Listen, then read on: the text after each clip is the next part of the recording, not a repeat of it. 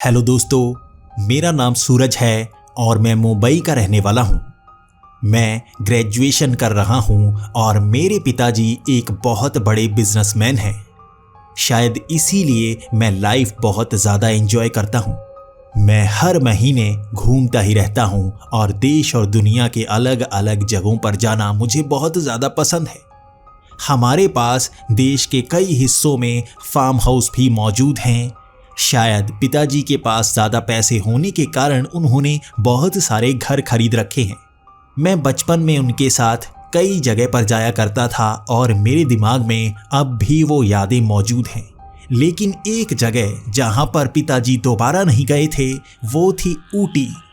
ऊटी में उनका एक बहुत ही अच्छा फार्म हाउस था और हम वहां पर 5 महीने तक रहे थे। वो यादें अब भी मेरे दिमाग में घूमा करती हैं। वहाँ पर मेरा एक दोस्त हुआ करता था। मैं उसके साथ वहाँ पर घूमने जाया करता था। बाद में हम यहाँ आ गए और मैं पिताजी से कहता रहा कि मुझे दोबारा ऊटी में जाना है, लेकिन पिताजी मानते नहीं। उनका ध्यान काम पर होता था और वो हर बार नई जगह पर जाना पसंद करते थे, जबकि मेरे अब तक कोई खास दोस्त नहीं बने हैं। मैं भी अकेला ही घूमता हूँ और पिताजी ने मुझे कहा था अकेले रहने में काफ़ी फायदा होता है। कोई आपको धोखा नहीं दे सकता, किसी के साथ आपका लगाव नहीं होता। लेकिन अब मुझे एक कमी खलने लगी है।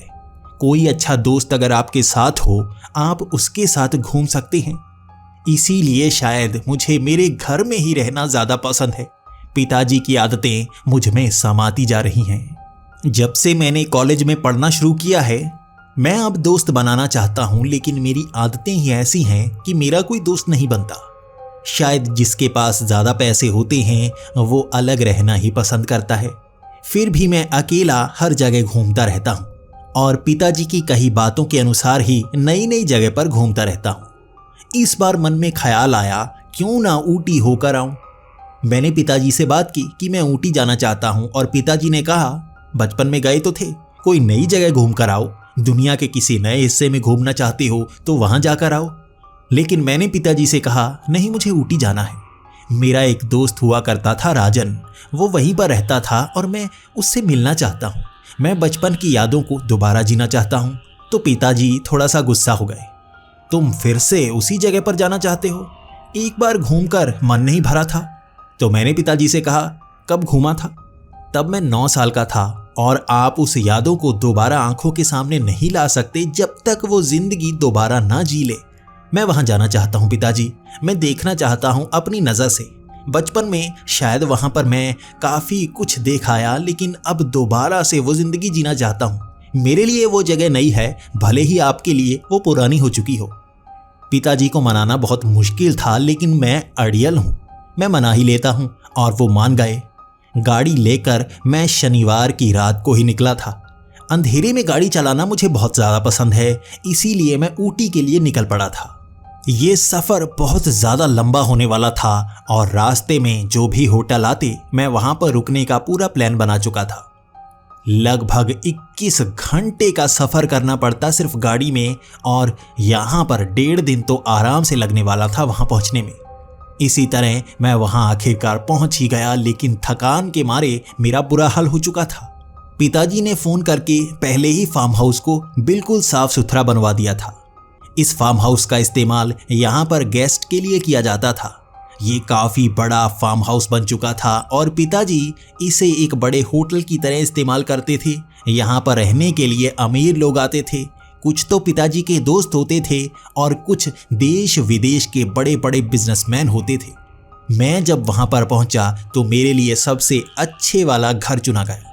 ये पीछे वाला एक हट था और वहाँ पर मेरा सामान रख दिया गया था।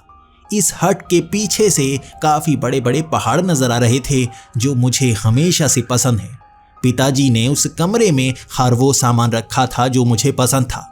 अमीर होने के बहुत फ़ायदे होते हैं और यहाँ आकर उनमें से एक फ़ायदा मुझे दिख रहा था। लेकिन फिर भी एक चीज़ जो हमेशा से खला करती थी, इस सुंदर नज़ारे को देखने के लिए भी मैं अकेला ही हूँ। शरीर इतना थक चुका था कि मैं उठ नहीं पा रहा था, तो मैंने सोचा कोई बात नहीं, थोड़ा सो लेता हूँ, बाद में निकलूँगा ऊटी की उन्हीं गलियों में। कुछ घरों को पहचानने की कोशिश करूँगा कुछ मैदानों को पहचानूंगा तो कुछ पहाड़ों को देखूंगा। बचपन की कोई याद तो आंखों के सामने आएगी। वो घर, राजन का घर बिल्कुल इस पहाड़ी के पिछली साइड है और वहां जाकर उससे मिलकर आऊंगा। बचपन में मैं उसके साथ बहुत खेला करता था और वो यहाँ की नई नई जगह मुझे दिखाया करता था। पापा कहते कि उसके साथ मत खेलो, वो अच्छा नहीं लग रहा, वो गरीब से लग रहे हैं। लेकिन अगर आपका दोस्त अच्छा हो तो पैसे मैटर नहीं करते। पिताजी को कौन समझाए। अब तो मैं यहाँ पर अकेला आया था और अपने दोस्त को ढूंढने वाला था। उसका कभी फ़ोन भी नहीं ले पाया क्योंकि वो गरीब थे, उनके पास फ़ोन नहीं था। शायद अब उसके पास मोबाइल होगा। मैं उसका फ़ोन नंबर ज़रूर लूँगा और उसे इनवाइट करूँगा मुंबई आने के लिए। लेकिन अभी थका था तो मैं सो गया। जब मैं उठा शाम के 6 बज चुके थे और अभी मुझे बाहर निकलना था। मुझे हमेशा से रात के समय बाहर निकलना, घूमना बहुत ज़्यादा पसंद है। इसका कारण था हमारे पास ज़्यादा पैसे हैं। पैसों का एक नुकसान होता है कि लोग आपकी तरफ खींचे आते हैं सिर्फ पैसों के लिए। और रात के वक्त बाहर निकलना अच्छा होता है। हर कोई सो रहा होता है, आप गलियों में घूम सकते हैं, दूर दूर तक ड्राइव कर सकते हैं, कोई आपका पीछा नहीं करता। आराम से घूमकर घर वापस आ जाओ और किसी को पता तक नहीं चलता। आज फिर से हालात वैसे ही थे। उन पहाड़ी रास्तों से जाते वक्त मुझे खुशी हो रही थी। वो घर कुछ पहचाने से लग रहे थे, जबकि यहाँ पर कई नए होटल बन गए थे। वो रॉयल पैलेस अब भी यहाँ से नजर आ रहा था, जिसे भूतिया कहा जाता है। यहाँ पर एक अस्पताल भी बन गया था। यहाँ पर और भी कई चीजें बनी हुई थी जो पहचान में नहीं आ रही थी, लेकिन फिर भी अच्छा लग रहा था। हवा में एक खुशी का माहौल था। हर कोई यहाँ पर घूमने आया और खुश लग रहा था। उन गलियों से निकलते हुए मैं राजन के घर के बहुत करीब पहुँच गया था और राजन के घर के बाहर ही एक लड़का खड़ा दिखा मुझे। उसका चेहरा पहचाना पहचाना सा लग रहा था। हाव भाव भी देखे देखे से लग रहे थे। भले ही वो शक्ल थोड़ी सी बदल गई थी, लेकिन मैं राजन को अब भी पहचान पा रहा था। उसके करीब जाते ही मैं उसकी आंखों में देखने लगा, लेकिन वो मुझे पहचान नहीं पा रहा था। बातों बातों में मैंने उसे बता ही दिया कि मैं उसका वही दोस्त हूँ जो यहाँ पर उसके साथ काफ़ी मज़े किया करता था। और मुझे देखकर वो बहुत ज़्यादा खुश हो गया। शक्ल उसको पहचान में नहीं आ रही थी, लेकिन बातों बातों में वो सब समझ गया था और उसने मुझे गले लगा लिया। इसी तरह हम बातें करते हुए उन्हीं गलियों में घूम रहे थे और मैं उसकी ज़िंदगी के बारे में पूछ रहा था, आखिर वो क्या करता है। तो उसने बताया कि वो यहाँ की एक प्राइवेट कंपनी में काम करता है और सारा दिन वहीं पर निकल जाता है। ना संडे की छुट्टी मिलती है। थकान बहुत ज़्यादा हो जाती है, फिर भी उसे घूमने फिरने का बहुत शौक है, जैसा वो बचपन में किया करता था। वो बचपन में मुझे ऐसी ऐसी जगह दिखाया करता था जिसके बारे में किसी को नहीं पता। यहाँ पर 100 से 150 साल पुराने घर भी मौजूद हैं जो खंडहर बन चुके हैं। कुछ ऐसी जगह जहाँ पर भूत प्रेत निवास करते हैं, वैसी जगह वो मुझे दिखाया करता था और मुझे बहुत ज़्यादा खुशी हुआ करती थी। मैं हमेशा से सोचता हूँ कि ऐसी शक्तियाँ होती हैं जो हमारी मदद कर सकती हैं, हमें डरा सकती हैं, हमें मार सकती हैं और हमारी हर मनोकामना पूरी कर सकती हैं। इसी को ढूंढने के लिए हम निकल पड़ते थे रात के वक्त इन्हीं गलियों में। और आज भी राजन थका हुआ था, लेकिन मुझसे मिलकर उसमें जैसे नई ऊर्जा आ गई थी। उसने कहा, देखो अंधेरा तो हो ही गया है, मैं आता भी इतनी देर में ही हूँ। ऐसा करेंगे, फिर से वही काम करें, घूम कर आया करें रात को। मैं तुम्हें नई नई जगह दिखाऊंगा, बहुत सुन रखा है। अकेले मैं जाता नहीं था यार, मेरा कोई दोस्त बनता ही नहीं। दिन भर मैं वहाँ काम करता रहता हूँ और तुम्हें पता है ऑफिस में क्या होता है, एक दूसरे से रंजिश। इसीलिए मुझसे दोस्ती कोई करना नहीं चाहता। मैं मेहनत बहुत करता हूँ। मैंने कहा बिल्कुल, घूमा करेंगे और तुम्हें भी एंजॉय होगा। और मैं तो खास तौर पर यहाँ पर आया ही इसलिए हूँ, मैंने यार कोई दोस्त बनाया ही नहीं। और अब बहुत दिनों बाद तुम मिले हो तो खुशी बहुत हो रही है। चलो रात को घूमने जाया करेंगे। वैसे भी मुझे ऐसी शक्तियों पर बहुत यकीन है, शायद कोई जिन विन दिख ही जाए हमें। उस रात उसने वादा किया कि वो फेरन हिल्स मेरे साथ चलेगा। ये एक रॉयल पैलेस की तरह है जहाँ पर भूत होने की बात की जाती है। वहाँ अंदर तो हमें जाने नहीं दिया जाएगा। भले ही मैं जान पहचान दिखाकर अंदर जा सकता हूँ, लेकिन ऐसे जाने में मज़ा थोड़े ना आएगा। छिपते छिपाते भूतों को ढूंढने में जो मज़ा है वो अपने पैसे की ताकत दिखाकर नहीं आता। हम छिपते छिपाते उस पैलेस के काफी करीब तक पहुंच आए थे और वहां से जलती हुई लाइट्स फर्स्ट फ्लोर को ऐसा एहसास दे रही थी जैसे वहां सच में भूत हो। वहां पर्दों पर पड़ रही परछाइयां देखकर अब भी हमें वैसा ही एहसास हो रहा था। वहां बादल इतनी नीचे से आ जाते हैं कि कभी कभी लगता है कि वहां पेड़ों के बीच में भूत घूम रहे हैं। धुएं के ऐसे हालात बनते हैं, डरावना एहसास आपको डरा ही देता है। कभी कभी उन पेड़ों के बीच से घूमते हुए रास्ता भटकने का एहसास भी कुछ अलग है। हम उन्हीं पेड़ों के बीच से निकलकर और आगे जा रहे थे और यहाँ ऐसा लगा एक पल के लिए कोई मौजूद है। उन पेड़ों पर जैसे हिलने की आवाज आने लगी थी। आसपास पत्तों से ऐसी आवाज आ रही थी जैसे सूखे पत्तों पर कोई चल रहा हो। मुझे तो बहुत ज्यादा डर सा लगने लगा था, लेकिन राजन बार बार हंसता रहता। वो कहता, कोई मौजूद है। आज बड़ा मजा आ रहा है यार, तुम यहीं पर रहना शुरू कर दो ना। पैसे तो तुम्हारे पास बहुत ज्यादा है, तो ऐसे ही हम घूमने के लिए निकला करेंगे। आज मुझे बहुत ज्यादा मजा आ रहा है। अकेले में ज्यादा डर लगता है यार, कोई साथ हो तो बिल्कुल डर ही नहीं लगता। हम इसी तरह पेड़ों के काफी आगे गए थे और आगे चांद की रोशनी में हमें कोई खड़ा नजर आया। उसका कद 6 फुट से ज्यादा था और ऐसा लग रहा था उसने काले रंग के कपड़े पहन रखे हों। वो काफी दूर था और उसे दूर से देखते ही हम पीछे को भागने लगे। हमने पहचाना तक नहीं कि वो इंसान ही पेड़ों के पास इस तरह से खड़ा है या कोई भूत है, लेकिन हम तो भूत भूत कहकर पीछे की तरफ भागने लगे थे और अब हम वापस अपने घर की तरफ आ रहे थे। कभी कभी हम हंसते तो कभी पीछे देखते हुए डर से जाते। समय भी आधी रात का हो चला था और राजन अपने घर के पास पहुंचकर मुझे कहने लगा, तुम्हें पता है यहाँ नई कहानियां सुनाई जाती हैं कि कोई छलावा है जो अपना रंग रूप बदल कर यहाँ पर घूमता ही रहता है। कभी वो मर्द बन जाता है तो कभी औरत बन जाता है। आपको पता ही नहीं चलता वो किस रूप में आपके नजदीक आ चुका है। ध्यान रखना यहाँ पर। मुझे लगा वो काले कपड़ों वाला वही छलावा है। वो ये कहकर हंसने लगा था। एक पल के लिए मुझे लगा वो मेरी खिंचाई कर रहा है और दूसरे पल ही मुझे ये सोचने पर मजबूर भी कर दिया, क्या ऐसा हो भी सकता है। उस रात उससे विदा लेते वक्त मैंने पूछा, कल कब मिलेंगे?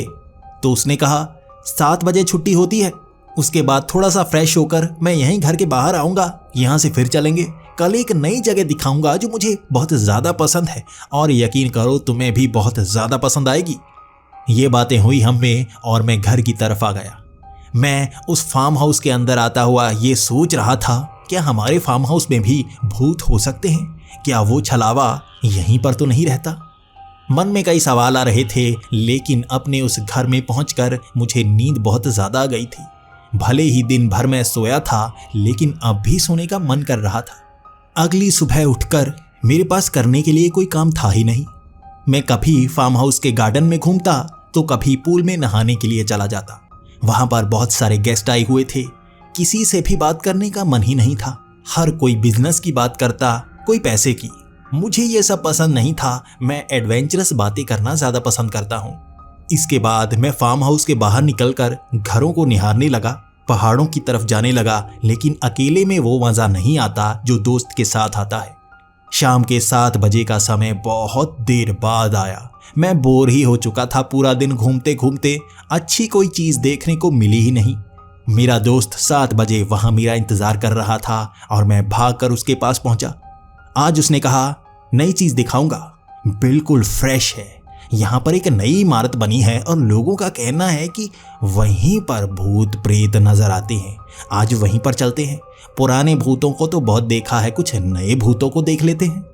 वो होटल पहाड़ी के बिल्कुल नीचे वाली साइड बना हुआ था। वहां पर सुनसान सा इलाका था और कम ही लोग उस अस्पताल में जाते थे। हम उसके बहुत करीब पहुंच आए थे और अब राजन ने मुझसे कहा, देख, भूत तो देखने को मिलेंगे ही, लेकिन उससे भी ज्यादा खूबसूरत चीज देखने को मिलेगी। इसीलिए कभी कभी अकेले में यहाँ पर आता हूँ, लेकिन आज तू मेरे साथ है ना, तो हिम्मत ज्यादा बनी हुई है। ऐसे ही हम उस अस्पताल के अंदर चले गए। चौकीदार उसे जानता था, इसलिए हमें अंदर जाने दिया और अंदर कुछ कम ही लोग थे।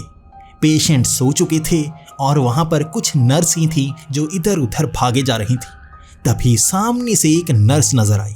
वो एक लड़की थी जो बहुत ही खूबसूरत थी।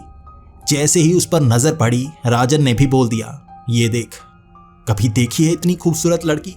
ये यार यहाँ पे काम करती है। भूतों को ढूंढने के लिए एक बार मैं यहाँ पर आया था और इस पर नजर पड़ी। यार भूतों से ज्यादा इंटरेस्टिंग तो ये लगी, कितनी सुंदर है यार। कभी हिम्मत ही नहीं पड़ी इसके पास जाने की, लेकिन अब तू मेरे साथ है ना, तो यहाँ पर भूतों की जानकारी रखते हैं, कुछ इससे बात करते हैं। अकेले में तो यार डर ही बहुत लगता था, इसलिए मैं नीचे वाले फ्लोर में जाता ही नहीं था। हम उससे नजरें चुराकर नीचे वाले फ्लोर की तरफ बढ़ने लगे थे, तभी उसी नर्स ने आवाज लगा दी। शायद वो वहां खड़ी हमें ही देख रही थी। दूर से आवाज लगाकर उसने कहा, कहाँ जा रहे हो? नीचे कोई पेशेंट मौजूद ही नहीं है, तो तुम वहां जाकर क्या करोगे? तभी राजन ने कहा, नहीं नहीं, वैसे देखने के लिए जा रहे हैं। कहते हैं नीचे काफी अच्छा बना हुआ है, लेकिन इस्तेमाल नहीं किया जाता। क्यों नहीं किया जाता? इसका जवाब कोई देता नहीं। आज वो नर्स करीब आकर बता रही थी, देखो, तुम्हें मैंने पहले भी कई बार देखा है। तुम इसी तरह यहाँ वहाँ भटकते रहते हो, और चौकीदार ने कहा था तुम्हें भूत देखने बहुत पसंद है, इसलिए पूछ पूछ कर यहाँ आते रहते हो। देखो, एक बात तो तुम्हें बता दूं कि नीचे वाला फ्लोर हॉन्टेड कहा जाता है। कहते हैं कि वहाँ पर कई लोगों को भूत प्रेत दिखे हैं, इसलिए अब तक उसे इस्तेमाल नहीं किया गया है। और ये सच्चाई है, मैं खुद वहाँ पर जाकर बहुत बुरी तरह डर चुकी हूँ। तुम्हें वहाँ ना जाने की सलाह ही देती हूँ। इसके बाद राजन ने कहा, नहीं, एक बार कोशिश करना चाहते हैं। हमें डर बिल्कुल नहीं लगता, हम ऐसी जगह पर जाना पसंद करते हैं, और नई इमारत में जाना तो और अच्छा होगा। तो उस नर्स ने कहा कि इस अस्पताल को एक गुफा के करीब बनाया गया था। नीचे वाला फ्लोर इसीलिए इस्तेमाल नहीं किया जाता क्योंकि वो अंडरग्राउंड है, और एक तरफ का फ्लोर अच्छी तरह से बनाया नहीं गया। बिल्कुल पहाड़ की वो गुफा वहां लगती है। कहते हैं कि वहीं से पहाड़ के अंदर जाया जा सकता है। जितनी बार भी वहां दीवार बनाने की कोशिश की गई, वो दीवार अपने आप टूट जाती है। अब भी वो गुफा का रास्ता वहां से नजर आता है, इसीलिए किसी ने भी नीचे वाला फ्लोर इस्तेमाल करने की हिम्मत नहीं की, और तुम वहीं पर जाना चाहते हो। राजन अपनी बात पर अड़ा हुआ था, और इसके बाद उस नर्स ने कहा, ठीक है, नीचे वाला जो पहला कमरा है, मैं वहां तक खुद तुम्हें लेकर जाती हूँ। मैं भी देखना चाहती हूँ जो मुझे नजर आया था वो भूत ही था या कुछ और था। मुझे इसके बारे में जानना है। मैं खुद भूत प्रेत को ढूंढने की कोशिश करती रहती हूँ, लेकिन उस दिन मैं इतना डर गई कि नीचे जाने की हिम्मत नहीं हुई। अकेली मैं वहां पर दोबारा जाना नहीं चाहती, लेकिन अगर तुम लोग जाना चाहते हो तो मैं भी साथ चलती हूँ। काम तो मेरा खत्म हो चुका है। हम तीन थे जो नीचे वाले फ्लोर में जा रहे थे, और राजन तो इस बात से ज्यादा खुश था कि वो हमसे दोस्ती कर चुकी है, हमारे साथ नीचे आ रही है। और उसने इशारे इशारे में मुझसे कहा कि धीरे धीरे इसी तरह से बातें करते जाएंगे, दोस्ती बढ़ाते जाएंगे। मैं खुद हंसने लगा था। सच में वो लड़की थी बहुत सुंदर, लेकिन अब हम जिस इलाके में जाने वाले थे वो इलाका सुंदर नहीं था, वो डरावना इलाका था। नीचे वाले फ्लोर में पहुंचकर कई लाइट्स चल रही थी, कई नहीं चल रही थी। देखते ही पहचान में आ गया था भूतिया अस्पताल का हिस्सा। मन में ख्याल ही आया और जबान पर शब्द भी यही आए। यह शब्द सुनकर वो दोनों डर गए। यार, ये शब्द यहाँ पे इस्तेमाल नहीं करने चाहिए। पहले से डरे हुए हैं, हमें भूत प्रेत ढूंढने हैं, लेकिन डराना नहीं यार। पहले ही डर गए तो देखेंगे कुछ नहीं, पहले ही भाग निकलेंगे। और मुझे लगता है वो पेड़ों के पास भी कोई आदमी खड़ा होगा। यार, तूने डरा दिया। मैंने उससे कहा, मैंने कब डराया? यार, तूने डराया था। तू चीखने लगा तो मैं भी चीखने लगा, पीछे को भाग आए। ये बातें सुनकर वो नर्स हम पर हंसने लगी थी। अच्छा, तो तुम पागल ही हो, तो हमेशा यही सब करते हो, और तुमने इस लड़के को भी फंसा रखा है। ये राजन, ये तो पागल है, इसके बारे में मैंने बहुत सुना है। और आप तो यहाँ के नहीं लगते, आप भी यहाँ पर यही हरकतें करने के लिए आ गए। ये बात सुनकर मैं थोड़ा सा मुस्कुराया और मैंने कहा, हाँ, यहाँ पर 2 ही पागल नहीं हैं, बल्कि 3 हैं।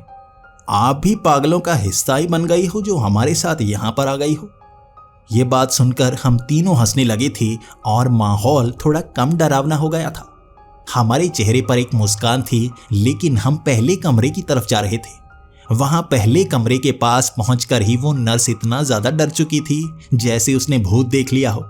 वो याद कर रही थी कैसे अंदर उसे सफेद कपड़े वाला एक भूत नजर आया था।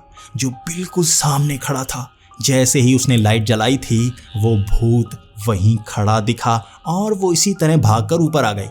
उसने किसी और को बताने की हिम्मत नहीं की। चौकीदार को बताया और चौकीदार ने पहले ही कह दिया था, वो जो गुफा है वहां से भूत आया करते थे, आपने वहीं पर अस्पताल बनाया है, इसलिए अस्पताल के अंदर भी भूत आएंगे ही, किसी को बताना मत वरना भूत पीछा करते हैं। इसके बाद किसी तरह हम हिम्मत करके उस पहले कमरे के पास आ गए थे। बाहर की लाइट बार बार कभी जलती कभी बुझ जाती। अंदर सही तरह से रोशनी थी ही नहीं। अंदर देखा नहीं जा रहा था। हमें हाथ अंदर करके वो बटन दबाना था जिससे रोशनी होती और हमें वो सब दिखता। सबसे ज्यादा हिम्मत मैंने दिखाई। हाथ अंदर की तरफ घुमाया, वो बटन दबाया और सफेद रंग का कुछ सामने नजर आया, वैसा ही जैसा उस नर्स ने बताया था। उसे देखकर नर्स की तो चीख निकल गई, लेकिन मैं फिर भी उसकी तरफ देखे जा रहा था। ऐसा लग रहा था जैसे किसी ने सफेद कपड़ा ओढ़ रखा हो। वो हिल नहीं रहा था। राजन भी डरा हुआ लग रहा था और उसकी कांपती हुई टांगें मुझे दिख रही थी। वहां से भागने का मन तो कर रहा था, लेकिन एक पल के लिए मुझे लग रहा था ये कुछ और है। मैं आगे बढ़ा, जबकि राजन ने मेरा हाथ पकड़ लिया था। मैंने उस कपड़े को खींचा तो नीचे एक लंबा सा डंडा खड़ा था। इसी पर तो ग्लूकोज टांगा जाता है और इस पर सफेद कपड़ा टांगा गया था और हमें ऐसा लग रहा था सफेद कपड़े वाला सामने खड़ा है। भले ही उस नर्स ने ऊंचा चीखा था, लेकिन अब तीनों की हंसी निकल गई थी। मैं और राजन तो सबसे ज्यादा हंस रहे थे और हमारी नजर उस नर्स पर थी और वो थोड़ी सी शर्मिंदा भी थी, हंस भी रही थी और बाद में कहने लगी, ओ यार, मैं तो इसे देखकर कब से डरे जा रही थी और आज फिर से लगा कि मेरा दिल मेरे शरीर से बाहर निकलने वाला है, लेकिन ये तो कुछ और ही निकला। यार, यहाँ पर भूत प्रेत नहीं है, ऐसे ही लोग डरते रहते हैं। फिर भी आगे बहुत सारे कमरे थे और अभी तो एक भ्रम ही दूर हुआ था। इस चीख ने हमारा एक नुकसान कर दिया था। ऊपर से आवाज आ रही थी, रितिका, रितिका कहाँ हो? नर्स रितिका। एक लड़की ऊपर से आवाजें लगा रही थी और हम देख रहे थे वो किसको आवाजें लगा रही है। जो नर्स हमारे साथ थी उसका नाम रितिका था और चीख मारने के कारण उसकी साथी नर्स उसे ढूंढने लगी थी। तो रितिका ने कहा, मुझे लगता है जाना पड़ेगा, वैसे भी इमरजेंसी केस आया हुआ था, मुझे लगा वो संभाल लेगी, लेकिन वो अकेली शायद संभाल नहीं पाएगी और चीख के कारण अब मुझे ऊपर जाना ही होगा। मुझे माफ करना, आज तुम्हारे साथ नहीं आ सकती, मुझे यहाँ से जाना ही होगा, लेकिन कल पक्का यहाँ पर आएंगे, कल शाम को आएंगे। आज बाहर निकलते हैं और अगर तुम अकेला जाना चाहती हो तो चले जाओ, लेकिन यार मेरे साथ जाना ना, मुझे भी भूत बहुत पसंद है, इकट्ठे जाएंगे, इसी तरह से एडवेंचर करेंगे। आज तो मेरा एक भ्रम तुमने निकाल ही दिया, कल चलेंगे। हम तीनों अब बाहर आ गए थे और रितिका वहां ऊपर वाले नए रूम्स की तरफ चल पड़ी। हम भी बाहर आ गए और चौकीदार हमसे पूछ रहा था अंदर हम करने क्या गए थे। राजन ने भी बता दिया हम नीचे वाले फ्लोर में जाकर आए हैं और धीरे धीरे इस रहस्य से पर्दा उठाने वाले हैं। वो चौकीदार घबरा गया था और कहने लगा था, उस गुफा में मत जाना, वहां बहुत बुरी बुरी चीजें होती हैं और तुम्हें समझ में भी नहीं आएगा क्या हो गया। उसने भी कहा था, छलावा, भूत प्रेत से निपटारा किया जा सकता है, लेकिन एक छलावा बहुत तेज दिमाग होता है, तुम समझ ही नहीं पाओगे वो तुम्हारे साथ क्या क्या कर जाएगा।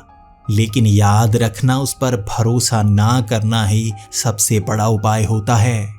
आज तो रात के 1 बज गए थे और हमने काफ़ी एडवेंचर किया था। हम बहुत ज़्यादा खुश थे और मैंने राजन को उसके घर छोड़ा और मैं फिर से अपने फार्म हाउस की तरफ निकल पड़ा। वहाँ फार्म हाउस के अंदर आते वक्त भी वहाँ मैनेजर मुझे देखे जा रहा था। वो अब तक जाग रहा था और मुझे देखकर वो ज़्यादा हैरान था। मैं रात को बाहर घूमने के लिए निकलता हूँ और दिन भर अंदर जैसे आराम करता रहता हूँ, ये वो जानना चाहता था। उसने कुछ सवाल किए लेकिन मैंने घुमा घुमा कर जवाब दिए तो वो समझ ही नहीं पाया। मैंने कहा मैं अपने दोस्त के पास जाता हूँ, यहाँ पर घूमने के लिए जाता हूँ और कभी कभी तो हम खा पी कर वहाँ काफ़ी ऐश करते हैं और बाद में मैं वापस आ जाता हूँ। मुझे कभी कभी वहाँ पर नींद आ जाती है और जब आधी रात को नींद खुलती है तब मैं यहाँ पर आता हूँ। मैंने उसे ऐसे जवाब दिए थे कि वो सवाल पूछ ही नहीं रहा था और मैं अपने कमरे की तरफ निकल आया था। मुझे नींद भी काफ़ी चढ़ चुकी थी और अगले दिन 12 बजे मेरी नींद जाकर खुली थी। शायद वहाँ नीचे डरने के कारण बाद में थकान हुई जो नींद ज़्यादा आने का कारक बनी। मैं पूरा दिन यहाँ घूमता रहा और मज़ा बिल्कुल नहीं आ रहा था। ऐसा लग रहा था जैसे एडवेंचर के लिए फार्म हाउस में कुछ है ही नहीं। मैंने उस मैनेजर से ये भी पूछा कि यहाँ पर और कौन कौन सी जगह हैं जहाँ पर हम जा सकते हैं। उसने बहुत बेकार जगह बताई थी जहाँ जाने का मन कर ही नहीं रहा था। तो मैं फिर से अपने कमरे के अंदर आ गया और अब मैं किताबें पढ़ने लगा। किताबें पढ़ने का शौक़ मुझे हमेशा से रहा है और अगर एक किताब को मैं पढ़ने लगूं तो समय बीत जाए मुझे पता ही नहीं चलता। फिर से शाम के 7 बजे तक मैं इंतज़ार करता रहा और राजन के घर की तरफ निकल पड़ा। वो पहले से तैयार घर के बाहर मेरा ही इंतज़ार कर रहा था और आज तो उसने एक बैग अपने कांधे पर टांगा हुआ था। उसमें कुछ टॉर्च थी, कुछ छड़ियाँ थीं और इसी तरह उसने बहुत सारा सामान अपने पास रखा हुआ था और मुझसे कहा, आज एडवेंचर के लिए जाना है। मैं बहुत ज़्यादा खुश हूँ। बहुत दिनों बाद यार इस तरह मज़ा आ रहा है। और रितिका यार, वो तो हमारी दोस्त बन गई है यार। मैं हमेशा से उससे बात करना चाहता था लेकिन तुमने तो मेरा काम आसान बहुत कर दिया। अब तो हम इकट्ठे जाएंगे नीचे और मैं उससे बातें करना भी यार पसंद करता हूँ। इस तरह इससे अच्छा दिन कभी हुआ ही नहीं मेरे लिए। बातें करते करते हम अस्पताल कब पहुँच गए हमें पता ही नहीं चला।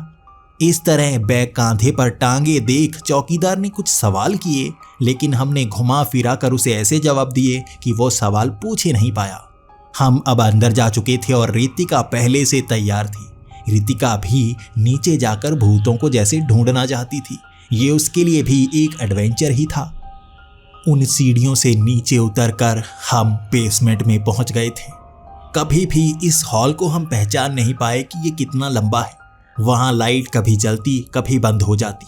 हॉल में सामने एक गली थी और एक तरफ कमरे दूसरी तरफ कमरे। उनके दरवाजे भी बाहर की तरफ खुलते थे। वहाँ कई घुमाव थे जो आगे तक जाते होंगे लेकिन कहाँ तक जाते होंगे ये हमें पता नहीं था।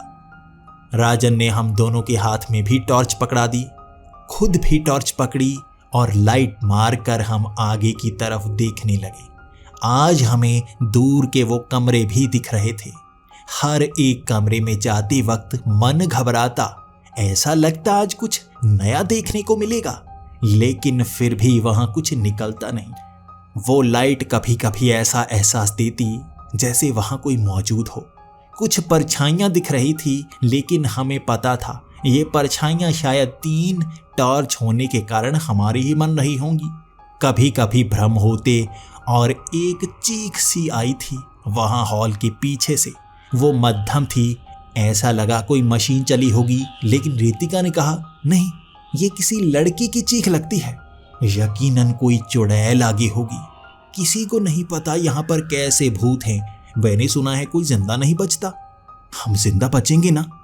वो ऐसी बातें कर रही थी और अब उससे भी ज्यादा डर लगने लगा था। उन घुमावों से निकलते वक्त हमें ऐसा लग रहा था यहाँ पर कोई ना कोई मौजूद है। हम आम लोगों से काफी दूर निकल आए थे। वो ऊपर के फ्लोर पर थे और हम नीचे थे। यहाँ घुमावों को पार करते समय कभी कभी ऐसा लगता आसपास कोई चल रहा है। वो परछाइयां किस तरफ से बन जाती देखी नहीं जा रही थी हमसे। डर तो लग रहा था लेकिन फिर भी हम अंत तक पहुंचना चाहते थे। वो बिल्कुल अंत में गुफा नजर आ ही गई। पहाड़ के कोने में बना ये अस्पताल उस गुफा के ऊपर ही बनाया गया था और नीचे से उसके अंदर जाने का रास्ता साफ दिख रहा था। वो दीवार इस तरह से टूटी थी जैसे अंदर से किसी ने धक्का मारकर उसे तोड़ा हो। उस गुफा के अंदर से अजीब सी बदबू आ रही थी, जैसे सड़े हुए मांस की बदबू होती है। अंदर से हवा भी चल रही थी। यकीनन इसके दूसरी तरफ बाहर से हवा अंदर घुसती होगी और यहाँ अस्पताल के नीचे की तरफ निकल रही थी। वो बदबू ने हमें परेशान कर दिया था और मैं डरा हुआ था। राजन भी मुझे इशारे कर रहा था जैसे हमें अंदर नहीं जाना चाहिए, लेकिन रितिका ने कहा, जाकर देखते हैं ना, मैं कभी ऐसे डरावने सफर पर नहीं आई, पहली बार तुम लोगों ने इतनी हिम्मत जगाई है, अंदर भी चलते हैं, देख कर आते हैं अंदर क्या है। माँ ने मुझे बताया था इस गुफा में डरावनी चीजें होती थी। वैसे भी मुझे अब नहीं लगता भूत प्रेत होते हैं, तुम लोगों के साथ आकर तो डर ही नहीं लग रहा, चलो चलते हैं। रितिका ने मेरा हाथ पकड़ रखा था और राजन ने भी मेरा हाथ पकड़ रखा था। राजन वहीं खड़ा था जबकि रितिका मुझे खींच रही थी। रितिका की बात मना कर ही नहीं हुई और हम आगे की तरफ बढ़ने लगे और मैंने राजन को पकड़ा और उसे भी खींच लिया। हम तीनों उस गुफा के अंदर थे। वो बदबू जरूर गंदी सी थी, फिर भी उसको सहते हुए हम अंदर जाते जा रहे थे। उस गुफा में कई रास्ते दिख रहे थे, कई जगह तो 3-4 और गुफाएं दिखती। हम एक का चुनाव करते, आगे की तरफ बढ़ लेते। अंदर टॉर्च की रोशनी के कारण हमें दिख रहा था, वरना अंधेरे में यहाँ फंसने के बाद शायद बाहर निकलने का रास्ता ही कोई ढूंढ ना पाए। उस गुफा से कई अजीब अजीब सी आवाजें आती, कभी तो चमगादड़ की आवाज आती तो कभी किसी और जानवर की। कुछ आवाजें तो इंसानी चीखों जैसी लग रही थी। वहां हमें कुछ हड्डियां भी नजर आईं। मुझे देखने में वो इंसानी हड्डियों जैसी लग रही थी, लेकिन राजन ने कहा, ये जानवर की हड्डियां हैं, देखी देखी लग रही हैं। इसी तरह यहाँ जंगलों में हड्डियां देखी जाती हैं और मैं इन जानवरों को पहचानता हूँ, ये किसी हिरण की हड्डियां हैं। लेकिन इस गुफा में हिरण की हड्डियां कैसे? ऐसी गुफाओं में हिरण घुसते ही नहीं, वो तो बाहर जंगल में रहते हैं। मुझे थोड़ा सा डर लग रहा है। तभी रितिका ने कहा, हाँ, मैंने भी अस्पताल के पास कई हड्डियां देखी हैं। शायद जानवरों को यहाँ कोई ना कोई खाता तो है, अगर खाता नहीं है तो मार तो देता ही होगा। कोई जानवर भी हो सकता है, ये कोई भूत प्रेत भी हो सकता है। यहाँ रितिका बार बार मजाक किए जा रही थी, जिस कारण डर बढ़ता जा रहा था। हम दोनों जो भूतों को ढूंढते हुए यहाँ तक आए थे वो डर रहे थे, जबकि रितिका जिसे भूतों से डर लगा करता था वो मजाक करके हमें डराने की कोशिश कर रही थी। मुझे एक पल के लिए शक हो रहा था उस पर।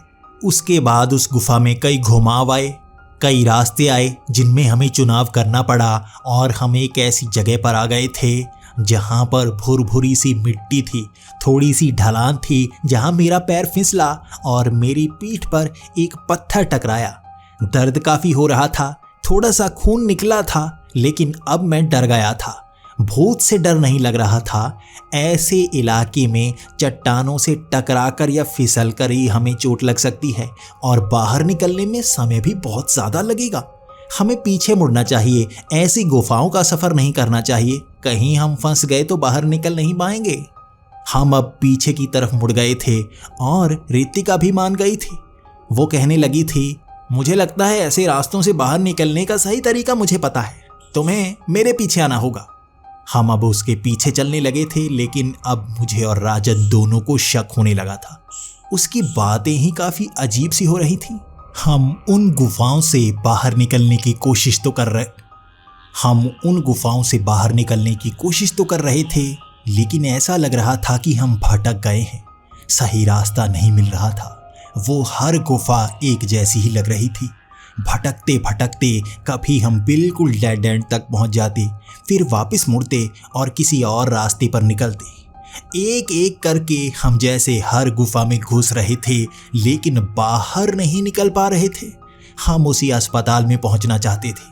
मैंने जेब में हाथ डाला और मोबाइल मेरे हाथ में आ गया। उसमें रेंज आ रही थी, हम फ़ोन कर सकते थे, लेकिन उसके बाद ज़्यादा बड़ी मुसीबत में फंस जाते। पुलिस वाले हमें पकड़ लेते और मुझे डर था रितिका को शायद काम से निकाल दिया जाता। फिर से मैंने फ़ोन जेब में ही डाल दिया। हमें इसी तरह से बाहर निकलना होगा। अगर हम बुरी तरह से फंस गए फिर मोबाइल का इस्तेमाल करेंगे, वरना उससे पहले हम कॉल करेंगे ही नहीं। यहाँ पर तो हम हर रास्ते से इधर उधर भटके जा रहे थे, निकल नहीं पा रहे थे। रितिका हमें कभी किसी जगह ले जाती तो कभी किसी जगह ले जाती। कहीं पर ढलान होती, वहाँ से वापस मुड़ते तो कभी किसी जगह पर। राजन को गुस्सा आ गया था और उसने कहा, हम वापस नहीं जाने वाले, यहाँ से बाहर निकलने का रास्ता दूसरी तरफ से ही होगा। हम अब पीछे नहीं जाएंगे बल्कि आगे जाएंगे। हमें आगे जाने का रास्ता तो याद ही है ना, वहाँ उसी ढलान तक पहुँचेंगे और आगे निकल पड़ेंगे। राजन गुस्से में था। अब रितिका को भी उसकी बात माननी ही पड़ी। हम राजन के पीछे पीछे चल रहे थे और मुझे रितिका पर शक हो रहा था।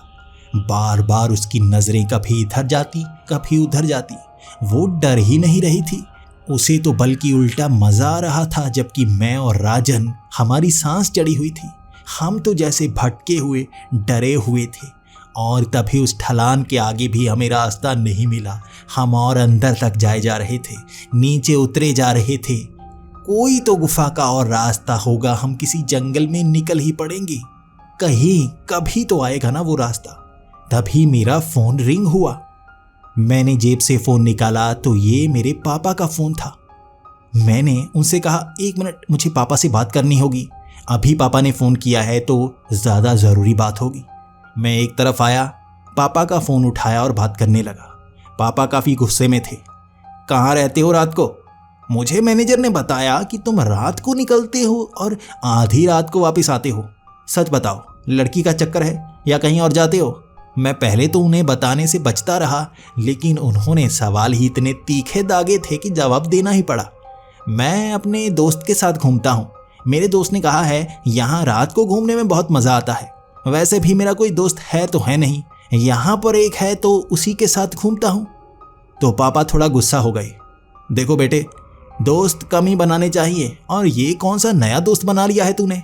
देख, एक बात जो तुझे मैं बताना भूल गया, मैं पहले से डर रहा था, और वैसे भी तेरा और कोई दोस्त है नहीं। जो तेरा दोस्त राजन था ना, 5 साल पहले उनके घर में आग लग गई थी। वो और उसके दोनों माता पिता, उनकी जलकर मौत हो गई थी। देख, मैं तब से ये बात तुझे नहीं बता रहा हूँ, इसीलिए हम ऊटी आते नहीं थे। मुझे लगता है शायद तुझे वो बात पता चल गई होगी। अब दुख हुआ होगा, लेकिन तूने कोई और दोस्त बना लिया है। ये कौन है? मेरे मुंह से जबान ही नहीं निकल रही थी, शब्द नहीं निकल रहे थे मेरे मुंह से। मैंने वो फोन काट दिया। पापा का फोन बार बार आए जा रहा था। मैंने फोन ही साइलेंट कर दिया था। मैं ये बता नहीं सकता था इस समय मैं उसी राजन के साथ हूं जो 5 साल पहले मर चुका है। मैं बहुत ज्यादा डरा हुआ था। और रितिका ने पूछा, किसका फोन था? मैंने कहा, पापा का था, बस हालचाल पूछ रहे थे। ये जानना चाहते थे कि मैं रात को कहाँ जाता हूँ। मैंने कह दिया एडवेंचर के लिए जाता हूँ। मेरी जबान कांप रही थी और वो दोनों जैसे पूछना चाहती थी मैं इतना क्यों डर गया। फोन में मुझे क्या पता चला है। मैंने बातें घुमा दी थी और हम थोड़ा आगे बढ़े थे और मैंने कहा, नहीं नहीं, हम आगे नहीं जाएंगे। तभी राजन ने कहा, नहीं, आगे बाहर निकलने का रास्ता होगा ही। हम और थोड़ी सी ढलान तक पहुंचेंगे, बाहर निकल जाएंगे। मेरी बात मानो, मुझे लगता है इस गुफा में मैं पहले आ चुका हूँ, शायद आया भी हूँ। इस अस्पताल से पहले भी ये गुफा हुआ करती होगी ना। मैं शायद आया हूँ यहाँ पर। मेरी बात मानो, मैं बाहर निकाल दूंगा। लेकिन मैं आगे नहीं बढ़ना चाहता था। मैंने सवाल किया, मेरे एक सवाल का जवाब दो। तुम में से किसी को पता हो कि ये जो छलावा होता है, क्या वो कोई भी रूप धारण कर सकता है? तभी राजन ने कहा, हाँ, जो छलावा होता है वो कोई भी रूप धारण कर सकता है। वो आपको बहका सकता है, वो बहुत शक्तिशाली होता है। तभी रितिका ने बात काटी, नहीं नहीं नहीं, बहुत शक्तिशाली नहीं होता। वो कोई भी रूप धारण कर सकता है, लेकिन बहुत डरपोक होता है। हमला नहीं कर सकता, बस भटकाता है। आपको ऐसी जगह पर लेकर जाता है जहां पर आपके साथ हादसा हो जाए और आपको वहीं मरने के लिए छोड़ जाता है। वो खुद आपको नुकसान नहीं पहुंचा सकता। एक डरपोक, कमजोर सा छलावा ऐसा नहीं कर सकता, लेकिन दिमाग बहुत तेज होता है उसका। इसके बाद मैंने रितिका का हाथ पकड़ लिया था। मैंने अपनी कदम पीछे हटा लिए थे और कहा था, बाहर तो हम अब अस्पताल में ही निकलेंगे, आगे हम एक कदम तक नहीं बढ़ाएंगे अगर जिंदा रहना चाहते हैं। रितिका ने कहा, क्यों? पहले भी पीछे ही जा रहे थे। अभी राजन कह तो रहा है बाहर निकाल देगा, हमें इसके साथ जाना चाहिए। मैंने कहा, नहीं, तुमने अभी तो कहा है कि जो छलावा होता है वो ऐसी जगह लेकर जाता है जहां हमारे साथ हादसा हो जाए। ये वहीं ले जा रहा है। मैंने जब ये शब्द कहे थे उसकी आंखें हिलने लगी थी। वो घबराने लगा था और हिलती हुई आंखें देख रितिका बोल पड़ी थी, छलावा, ये तो एक छलावा है। रितिका चीख रही थी और मैं भी डरा हुआ था। हम पीछे वाले रास्ते पर ही मुड़े हुए थे। कुछ रास्ता हमने पहचाना हुआ था, इसलिए वहां से बाहर निकलने में ज्यादा समय नहीं लगा। अंत में वो मोड़ आ गया जहां बड़ा सा पत्थर पड़ा था। उसी के आगे तो अस्पताल में निकलने वाला रास्ता था।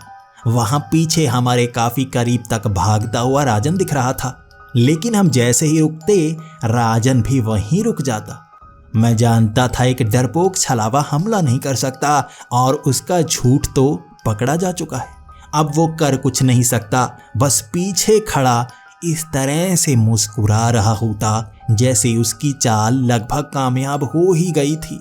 हम जैसे ही अस्पताल में घुसे, पीछे गुफा में राजन कहीं गायब ही हो गया। उस अस्पताल से बाहर निकलते समय हमें इतना ज्यादा डर लग रहा था, हम हाँफ रहे थे और वो चौकीदार समझ नहीं पा रहा था हम दोनों इतने डरे हुए क्यों हैं। रितिका का चेहरा उतरा हुआ था और वो बाहर पहुंचते ही बेहोश हो गई। चौकीदार मुझे कहने लगा, तुमने लड़की को कुछ किया है? तुम दोनों अंदर जाती हो और वो दूसरा लड़का कहाँ है? मैंने कहा, यह सब मैं आपको बाद में बताऊंगा, पहले इसको पानी पिलाना होगा, ये बहुत ज्यादा डरी हुई है इसीलिए बेहोश हो गई। उसके बाद रितिका को पानी पिलाकर होश में लाया गया। और भी नर्स वहां पर आ चुकी थी और चौकीदार के सामने हमने पूरी घटना बता दी थी। तब चौकीदार कहने लगा था, मुझे उस लड़के पर हमेशा से शक रहा करता था, वो यहाँ पर घूमा करता था, कभी कभी उसका चेहरा अलग सा होता। मुझे पक्का पता है और भी कई लड़के यहाँ पर आया करते थे। मैं सोचता था लड़कियों को छेड़ने के लिए आते हैं, लेकिन हर बार उनकी चाल ढाल एक जैसी होती। जरूर ये छलावा हर बार रूप बदल बदल कर आता होगा लोगों को फंसाने के लिए, लेकिन मुझे इस पर हमेशा से शक था। मैं तो पहले से जानता हूँ जो अंदर वाली गुफा है वहां पर एक छलावा रहा करता था, बहुत लोगों को मारा उसने। इस गुफा के बिल्कुल अंत में एक खाई है। वो खाई ऐसे बनी हुई है कि आपको पता ही नहीं चलेगा कि आप जमीन पर हो या ऊंचाई पर। पेड़ बिल्कुल ऊपर तक पहुंचते हैं। जैसे ही आप हरे हरे पेड़ों के पत्तों पर पैर रखोगे, आप वहां से नीचे फिसल कर गिर जाओगे और आपकी लाश नीचे मिलेगी। अब भी कई लोगों की लाश नीचे मिलती है, किसी को पता ही नहीं पहाड़ी के ऊपर से कौन छलांग लगा देता है। मुझे पता है, पहाड़ी की वो गुफा के अंदर से छलांग लगाते हैं, वो भ्रम में छलांग लगाते हैं। ये छलावा उन्हें इसी तरह मरवाता है। वहां से थोड़ा बाहर आ गए थे और अब हमें थोड़ी हिम्मत सी हो गई थी। वहां पुलिस को भी बुलाया गया था, लेकिन छलावे वाली बात पर कोई यकीन नहीं कर रहा था। उन्हें लग रहा था कोई लड़का यहाँ पर घुसा होगा। इन्होंने पूरी सच्चाई नहीं बताई। मैं वहां से तो वापस मुंबई आ गया था, लेकिन मुझे फिक्र रहती रितिका की। शायद वो छलावा कोई और रूप लेकर उसे फंसाने की कोशिश जरूर करेगा। उसे कैसे पता चल गया कि वो घर राजन का है? क्यों उसने वैसा ही चेहरा बना लिया था? क्या उसे पता था मैं वहां पर आने वाला हूं? लेकिन कैसे, मैं जान नहीं पाया था। अब भी मैं कभी कभी रितिका से बात किया करता हूं। वो अब भी बताती है कि उसे राजन जैसा दिखने वाला कभी कभी रात को नजर आता है खिड़कियों पर। कभी कभी उसे महसूस होता है कोई उससे बात करता है, नीचे जाने को कहता है, लेकिन वो हर बार मना कर देती है। मैं सोच रहा हूं क्यों ना रितिका को मुंबई में ही बुला लूं। वैसे भी मेरा कोई और दोस्त तो है नहीं, वो भी तो एक दोस्त ही है। लेकिन पिताजी की बातें अब भी याद आती हैं। किसी पर इतनी आसानी से भरोसा नहीं करना चाहिए।